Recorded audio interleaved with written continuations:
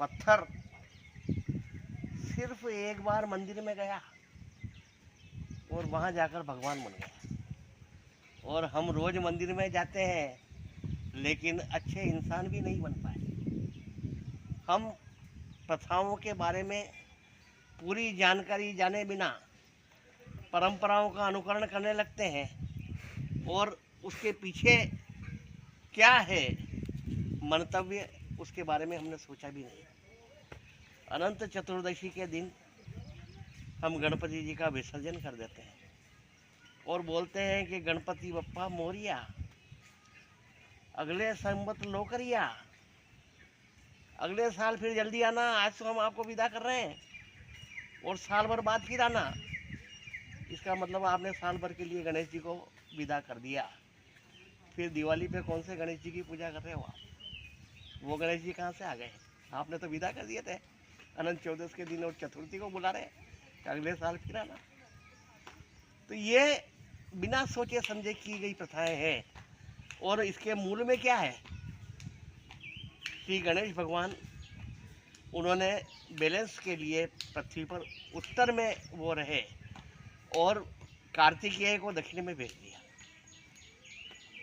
एक बार कार्तिकेय ने कहा कि हे गणेश जी, आपका हम जन्मदिन हम इधर दक्षिण भारत में मनाना चाहते हैं, तो आप आइए, चतुर्थी के दिन हम आपका यहाँ जन्मदिन मनाएंगे। तब श्री गणेश अपनी माता पार्वती के साथ दक्षिण भारत में गए। वहाँ पे कार्तिकेय ने धूमधाम से उनका जन्मदिन मनाया और 10 दिन तक उत्सव चलते रहे। उसके बाद में कार्तिकेय ने पूरे समाज के साथ में उनको विदा किया और कहा कि गणपति बप्पा मोरिया, अगले संवत लोकरिया, यानी अगले साल आप फिर दक्षिण भारत में आना, हम आपका जन्मदिन यहाँ मनाएंगे। और श्री गणेश जी को विदा कर दिया और वो उत्तर भारत में आ गए। अब हम उत्तर भारत में उनको कहाँ विदा कर रहे हैं, क्योंकि वो दक्षिण भारत वालों ने किया था। वे महाराष्ट्र में मिले थे और महाराष्ट्र में गणपति उत्सव की शुरुआत हुई और वहाँ ये विसर्जन का कार्य किया जाता है। उसकी देखा देख नकल करके हम यहाँ पे भी विसर्जन कर रहे हैं, जबकि हमें उत्तर भारत वालों को गणपति का विसर्जन करना ही नहीं चाहिए। पर ये अंधानुकरण दक्षिण भारत में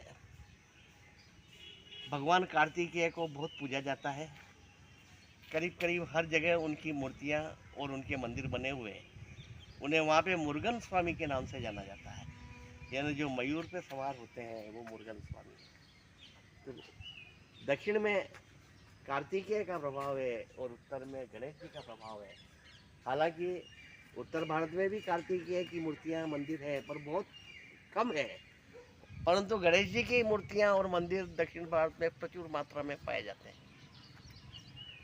इसलिए हमें प्रथाओं का अंधा अनुकरण नहीं करते हुए उनकी वास्तविकता में जाना चाहिए और कम से कम उत्तर भारत में तो गणपति जी का विसर्जन नहीं करना चाहिए, क्योंकि यदि हम उन्हें विसर्जित 14 को कर देंगे तो फिर हम दिवाली बिना गणेश जी के कैसे मनाएंगे? एक साल तक बिना गणेश जी के हम यहाँ कैसे रहेंगे? इसलिए प्रथाओं का अंधा अनुकरण न करें और वास्तविकता पर ध्यान दें, तभी हमें हमारे किए हुए अनुष्ठानों का पूर्ण फल प्राप्त हो सकेगा।